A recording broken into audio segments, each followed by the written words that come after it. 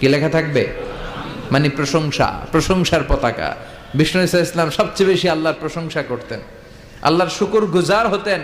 আর তিনি পড়তেন আল্লাহুম্মা জাআলনি সাবুরা ওয়া জাআলনি শাকুরা ওয়া জাআলনি ফি আইনি সাগীরা ওয়া ফি আ'য়ুনিন নাসি কাবীরা।